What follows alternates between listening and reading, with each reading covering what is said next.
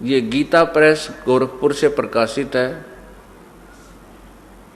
और इसके अनुवाद करता है जय दयाल गोविंद का। इसके अंदर से देखिएगा,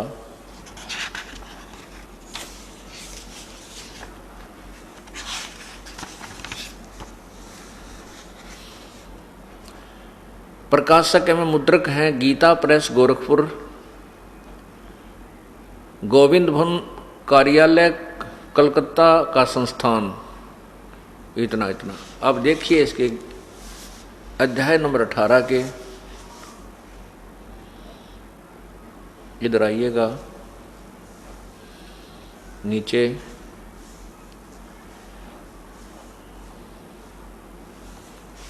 छठ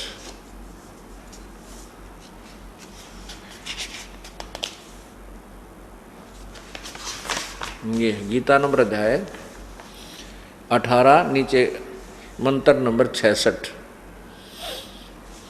ये इसमें क्या लिखा है, सर्वधर्मान परित्यज माम एकम शरणम वर्ज। ये वर्ज शब्द देखना ध्यानपूर्वक, वर्ज यहां देखो, अहम तवा सर्व पापेभ्य मोक्षामि मा शुच। मैं तुझे सभी पापों से मोक्ष कर दूंगा, तू चिंता मत कर। क्या लिखा, इन्होंने क्या अर्थ दिया है कि संपूर्ण धर्मों को अर्थात संपूर्ण कर्तव्य कर्मों को मुझ में त्याग कर केवल तू एक, मुझ में त्याग कर केवल तू एक, मुझ सर्वशक्तिमान सर्वाधार परमेश्वर की शरण में वर्ज माने आजा। ये वर्ज माने आजा शब्द लिखा है, जबकि वर्ज का अर्थ जाना होता है। ये देखिए, ये गलत अर्थ गलत कर दिया। मैं तुझे संपूर्ण पापों से मुक्त कर दूंगा, शोक मत कर, तू शोक मत कर।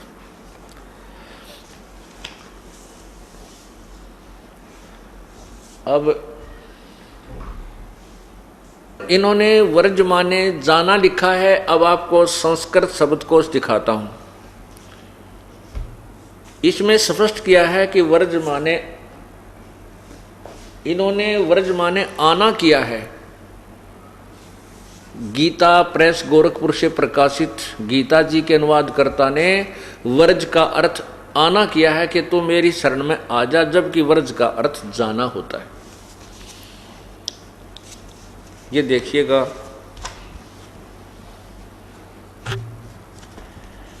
ये है संस्कृत शब्दकोश।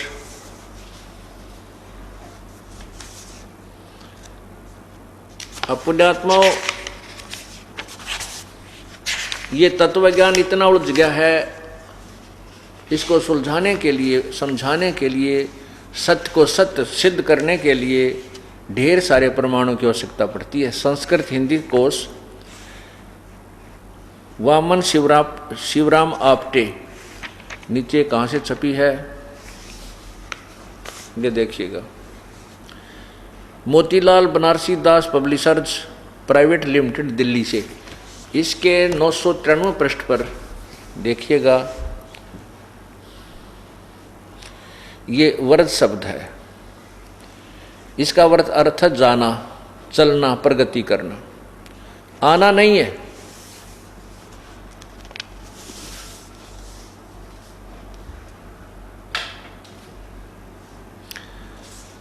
इस प्रकार अर्थों के अनर्थ कर दिए, क्योंकि तत्वज्ञानी अनुवादकर्ताओं को नहीं था।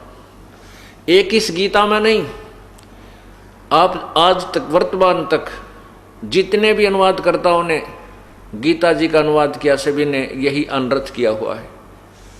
इससे सिद्ध होता है कि अभी तक हमारे को अपने सदग्रंथों का यथार्थ ज्ञान भी नहीं प्राप्त हुआ।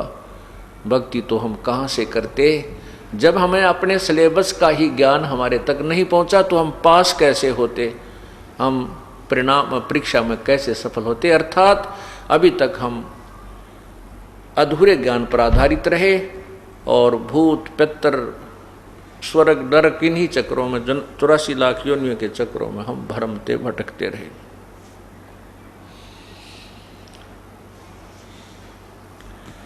इसका अर्थ बनता है गीता ज्ञानदाता प्रभु कह रहा है कि तू यदि परम शांति चाहता है, गीता अध्याय 18 के मंत्र 62 में कहा है कि अर्जुन तू सर्वभाव से उस परमेश्वर की शरण में जा।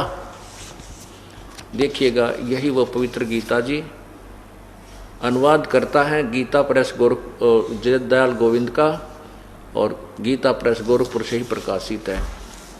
अध्याय 18 नीचे मंत्र 62 देखिएगा, ये रहा। तम एव शरणम गच्छ सर्वभावेन भारत तत्प्रसादात प्रसादात प्राम शांतिम स्थानम प्रयास्यसि शाश्वतम। यहाँ क्या लिखा है कि हे भारत, सब प्रकार से उस परमेश्वर की शरण में जा, गच्छ। उस परमात्मा की परम कृपा से ही तू परम शांति और शाश्वतम स्थानम, शाश्वतम यानी सनातन, स्थानम माने परम धाम को, प्रयाससी माने प्राप्त होगा, सनातन परम धाम यानी सदा रहने वाले सतलोक को, शाश्वत स्थान माने सतलोक को प्राप्त होगा, यानी सदा जो रहे कभी नष्ट ना हो। तो उसके लिए बताया है कि सर्वधर्मान परित्यज माम। इस 66वें श्लोक का ये अंतर है कि ये 66वां श्लोक है, इसमें लिखा है सर्वधर्मान परित्यज माम, सर्वधर्मान परित्यज माम एकम शरणम व्रज अहम तवा सर्व पापे भय मोक्षामि मा शुच। इसका अर्थ बनता है कि गीता ज्ञानदाता प्रभु कह रहा है कि उस परमात्मा की शरण में तू जा, लेकिन वहां जाने से पहले तूने मेरे लेवल की जो भक्ति की है वो मुझे त्यागनी होगी, मेरे में छोड़ जा, फिर मैं तुझे सभी कर्मों से, सभी पाप कर्मों से मोक्ष कर दूंगा। अब हम पाप के कारण यहाँ 84 लाख योनियों में दंड भोग रहे हैं, कभी नरक में जाते हैं, हम मुक्त नहीं हो पाते। पूर्ण परमात्मा की भक्ति ना करके हम अन्य साधना करते रहे, अन्य देवताओं की पूजा करके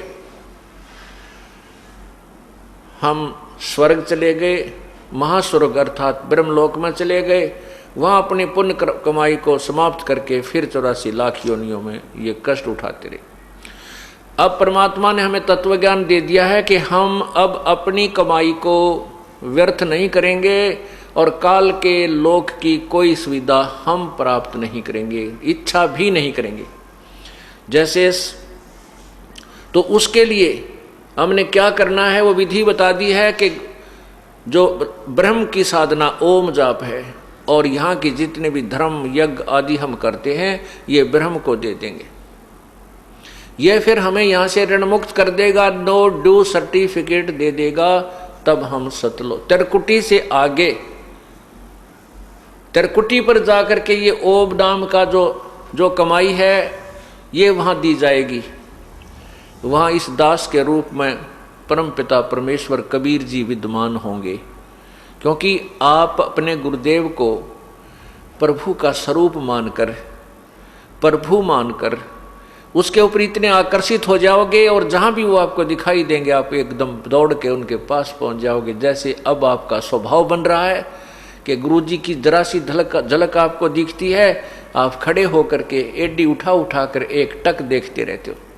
ये रिहर्सल आपके त्रिकुटी पर काम आवेगी जब संसार छोड़कर जाओगे। वहाँ देखते ही अपने गुरुदेव के आप दौड़े जाओगे, आपको फिर आपको वहाँ इधर उधर देखने की आवश्यकता नहीं पड़ेगी। जहाँ ठगी होती है आपका ध्यान ही नहीं जाएगा किसी की ओर। ये परमात्मा का और एक दाव है।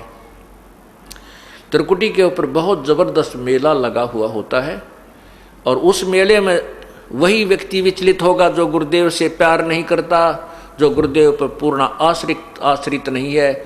जैसे आप सत्संग में आते हो, यहाँ भी एक दूसरे से यारी जोड़न में लागे रहते हो, तो फिर वो भी आपको हानि कर जाएगा, क्योंकि काल वहाँ पर हो सकता है आपके किसी यहाँ बने हुए मित्र के रूप में खड़ा हो जाए और आप उसके साथ साथ उस दूसरे स्थान पर जा पहुँचो।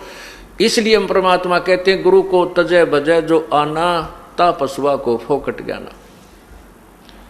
दोस्ती रिश्तेदारियां तो अपने घर पे बहुत है, केवल एक परमात्मा तत्प्रसाद पश्चात गुरु जी, अन्य में आपकी आस्था नहीं होनी चाहिए। त्रिकुटी के ऊपर आपको इस दास के रूप में परमेश्वर मिलेगा, कबीर परमेश्वर जी मिलेंगे। वो फिर आपको साथ लेकर जाएंगे उस त्रिकुटी के ऊपर। ज्योति निरंजन ने एक धर्मराज, इस काल ने ब्रह्म ने अपना एक वहाँ लेखाकार बैठा रखा है, वहाँ जाकर कहेंगे ले भाई हिसाब कर हमारे इस सेवक का, अपना कर लेना देना बराबर, इसके इतनी कमाई है, ये तुम्हारे ब्रह्म लेवल की ओम नाम की कमाई है, यज्ञों की ये पकड़ और कर इसका लेखा जोखा बराबर। हम फिर आगे चलते हैं। जो दूसरा मंत्र तो तत्व मंत्र है, जो वास्तविक मंत्र आपको उपदेशी को बताया जाता है, उस मंत्र की कमाई से फिर हम परब्रह्म के लोक को पार करेंगे। जो 21 7 संघ ब्रह्मंडों का क्षेत्र है, जिसको पार करने में हमें इतना टैक्स देना पड़ेगा, किराया देना पड़ेगा। और जो तीसरा मंत्र सार नाम है, जो सत संकेतिक है, वो उसकी कमाई आपको सतलोक में स्थायी स्थान देगी, फिर आप कभी लौट कर नहीं आओगे। ये कई संत उनके भक्त कहते हैं हमारे गुरुजी तो सीधे त्रिकुटी पर पहुंचा देते, हम इन कमलों में नहीं उलझते। त्रिकुटी तो उन्होंने ऐसा मान रखा जैसा बरवाड़े का बस स्टैंड हो, घूमता फिरता घूमया पैदल चला जा जब चला जाए। तेरा गजब हो, कितना मिसगाइड किया हुआ है भोली आत्माओं को उन अज्ञानी संतों ने। उन ABC का भी नहीं पता, भक्ति मार्ग कर लाखों और करोड़ों की संख्या में अनुयायियों को काल के जाल में फंसा दिया।